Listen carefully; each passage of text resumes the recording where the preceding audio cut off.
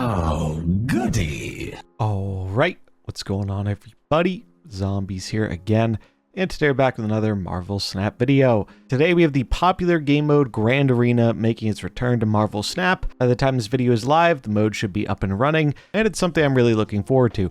The last Grand Arena was a pretty overwhelming success, and I think it has been the best game mode in Snap, and at least with what I've seen so far, I have reason to believe that's going to continue to be the case. If you weren't around for the last iteration of Grand Arena, here's how it works. Grand Arena is all about building a deck based around your champion. There are 8 different champions to choose from, and each of them have their own unique skill, which is only in the game mode. Your champion will always start as one of the 3 cards in your starting hand, and the skill will always start in your hand as well as a bonus card. Other than that, it's mostly like a normal game of Marvel Snap. You're just competing for points to see whoever can get the most in 2 lanes on the final turn. But the mode does have one additional twist to it in that you start with an extra energy. So on turn 1, you have 2 energy, turn 2, you have 3, so on and so forth until turn 6, you have 7 energy. I think that's been a component of the mode a lot of people have enjoyed, as it allows playing bigger, splashier cards that you might not as easily be able to play in a normal game of Snap. The mode is launching today on the 27th, and much like many of the other recent limited time game modes, it'll be lasting for 1 week. Similar to Sanctum, this mode functions off of a ticket system. You'll get some tickets for free when you start, and you'll be generating 4 free tickets every 8 hours. There is a cap on the amount of free tickets you regenerate though, of 9, so you'll want to make sure that you're spending your free tickets, so that way they can regenerate passively and you get more of them to play more of the mode. And one other thing that is different about the Grand Arena this time as opposed to last is the ban list. A lot of the cards that were there last time are still there. However, we have had a number of new additions, mainly cards that were very successful and powerful last time around, like Sarah, Cannonball, Juggernaut, etc. So here's the full list of bans if you're wondering which cards you're not going to be seeing or be able to play with. And much like in Sanctum, there's going to be an event pass for the mode. Here you can see all the things listed in the free pass as well as the premium pass, and the premium pass will cost 800 gold. Generally speaking, I think the premium passes have been pretty well received. It's not too expensive gold-wise, and they provide you with a lot of cosmetics, various currencies, and generally just speed up the process of unlocking the other things in the mode. Speaking of the things you're going to be unlocking, there's one new card in this mode, which is Zombie Sentry, which you can earn at level 14 of the free pass. There are also some new borders in the mode themed to the zombie season, as well as other cosmetics like variants. You can see at the end of the premium event pass, you get the champion variant for Carnage.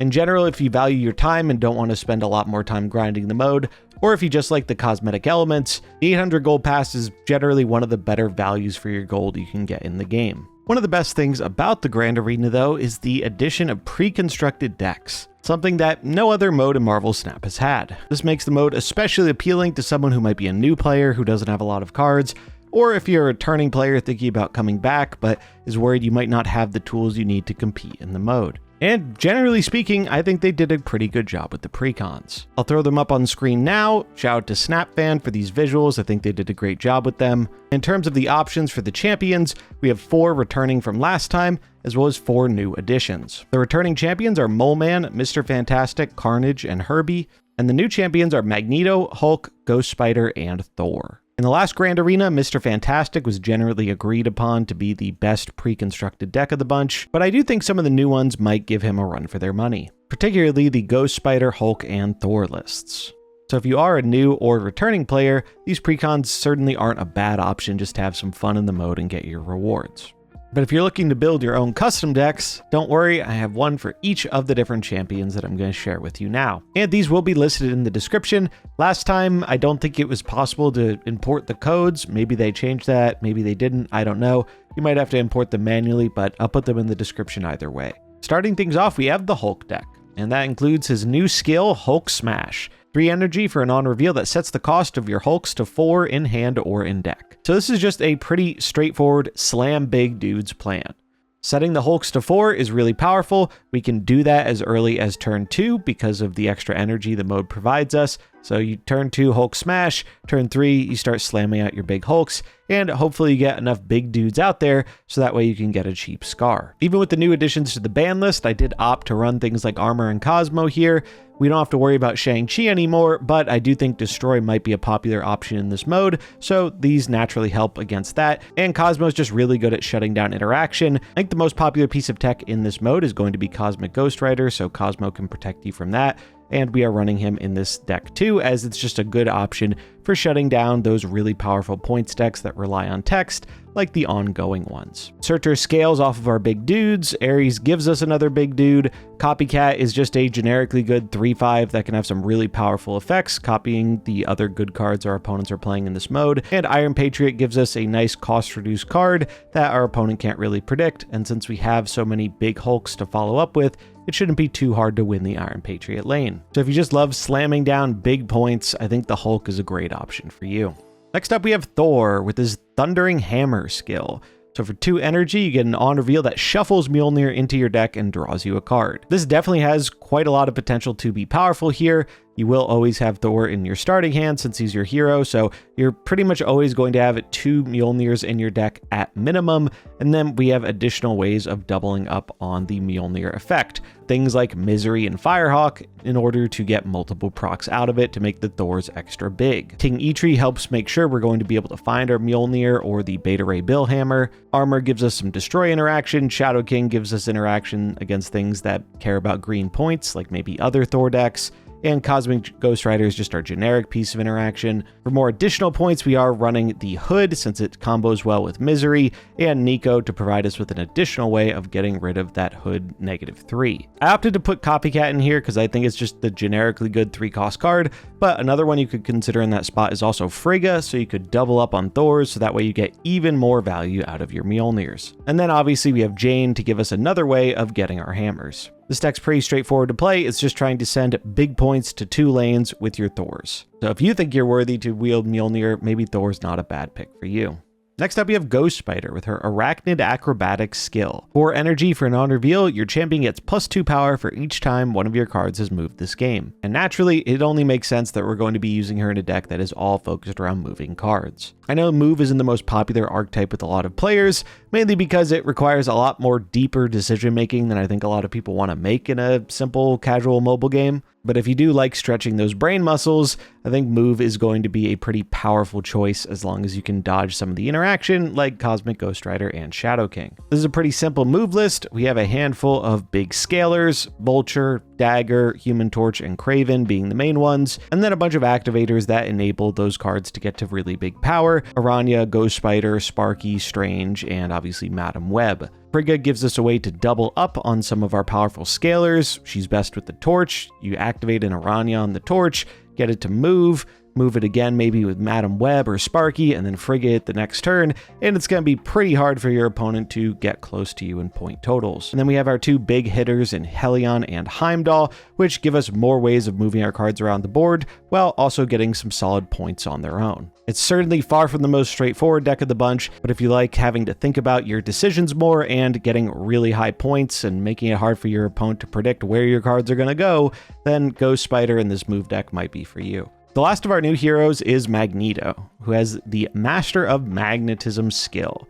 4 energy gives you an on reveal that moves all enemy 3 and 4 cost cards to this location.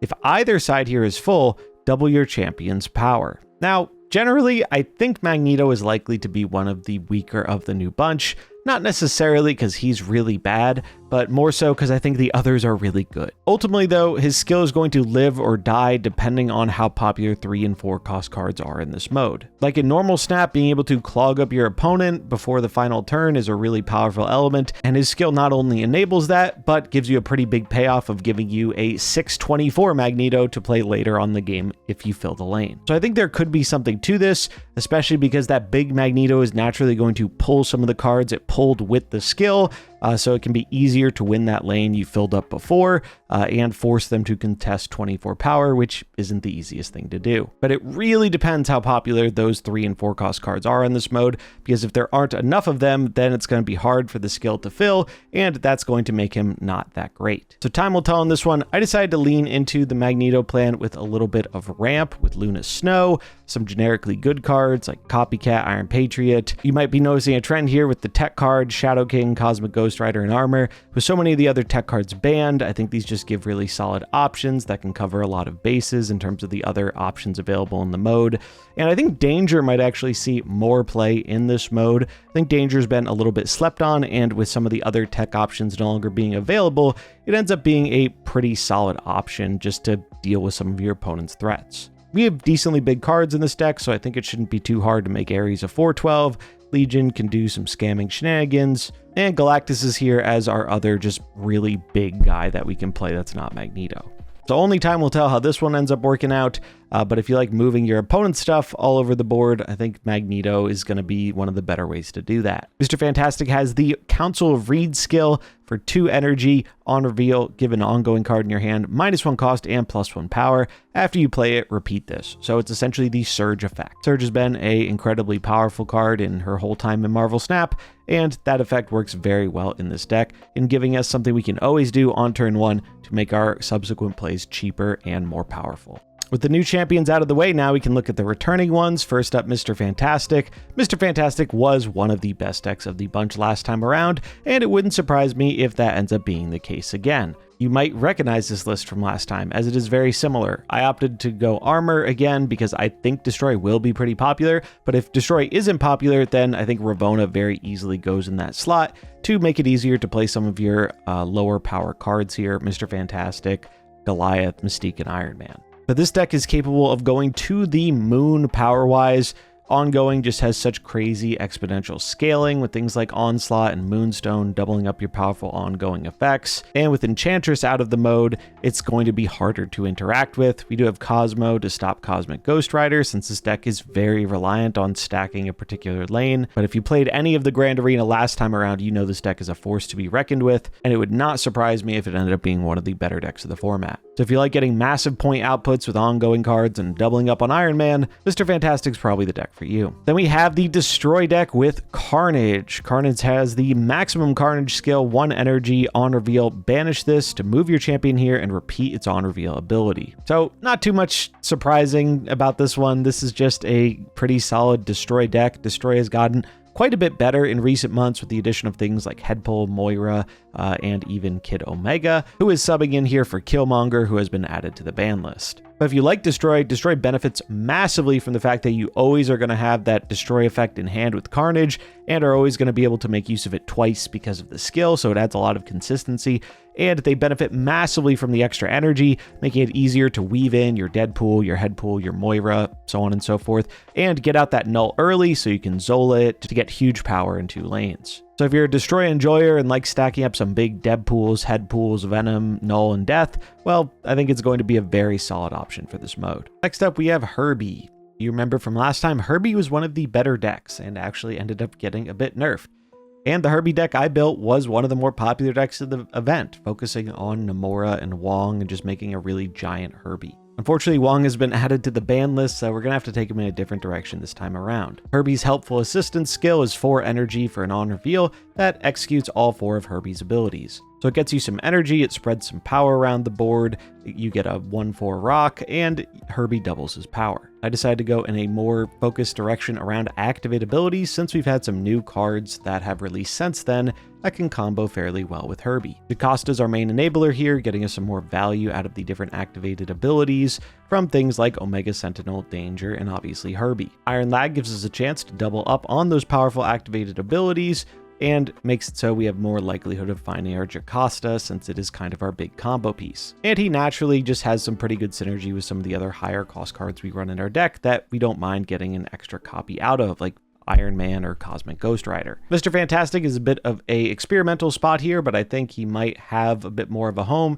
He was really OP back when he was a 2-mana card, and because of the extra energy in this mode, you will be able to play him on turn 2, so I think he has a lot of potential. We have some of the generically good cards like Iron Patriot and Copycat, Galactus just as our generic big card, since we should be able to pretty effectively fight for one lane. And then Armor's kind of your bonus tech slot of choice, really depends what you're seeing the most of. My guess is that's going to be more Destroy, but if it's not Destroy, that's the spot you probably want to put in whatever tech card is good for what you're seeing a lot of. I'm not super certain how this one's going to play out because we didn't have all this activate synergy last time around. I think it could go either way of being really, really good or really mediocre, but I'm leaning more towards it being really good because Jocasta has been really powerful with these other activate cards in Snap, and Herby being able to get activated multiple times can be really, really strong, especially with his doubling up power ability. So if you're a fan of activate cards and you like making a big Herby and blasting your opponent with a bunch of big negative power from Omega Sentinel, this could be a good option for you. And last and probably least, we have Moleman. So Moleman was not very good last time around. He did get a bit of a buff, but I don't think it really moved the needle a whole ton on him.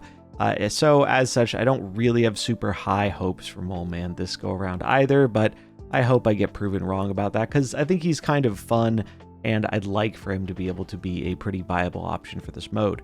We leaned into a Victoria Hand style strategy, so we have a lot of different ways to generate cards. His skill is Subterranean Summons, 1 energy for an on-reveal that gives each created card in your hand -1 cost or +3 power. So Victoria Hand seemed like an obvious synergy here since Moleman is going to be giving us these created cards that we can buff with Victoria. We have Frigga to get extra copies of Vicky. We have a bunch of generators, Valentina, Mirage, Iron Patriot, obviously the Moleman, Hood to get us some demons, Misery to double up on those effects, Cosmic Ghost Rider for interaction, Galactus for a big dude, but you could also run Mockingbird in that spot if you're worried about not wanting to spend 6 energy on just one big threat. I think Mockingbird's a good option too, since you're going to be having a lot of created cards, so you can get her to be way cheaper. Misery just has that great synergy with the Hood. Same with Nico, just really good in this style of deck. And Shadow King is our other primary form of interaction. Again, I'm not the most optimistic about Moleman here, but I really hope he ends up being at least somewhat viable, even though I think he's far from the strongest champion. So if you like generating a bunch of cards and buffing them up, then maybe Moleman's the guy for you. And that's going to wrap it up for our Day 1 Grand Arena guide. Again, links to the decks will be in the description. I'm curious to hear what you think about the mode. Do you like Grand Arena? Do you not like it? Do you like the precons, the new champions, all that stuff? Let me know in the comments below. I'd love to hear it. Might do a follow-up video focusing on the breakout decks that are having the best performance 1 or 2 days into the format. And if you want to catch some Grand Arena gameplay live, I will also be streaming it, most likely a bunch this week here on YouTube or over on Twitch. So check those out if that interests you. Thanks so much for watching. I hope you enjoyed it. If you did, remember to like and subscribe, and I'll catch you in the next one. Peace.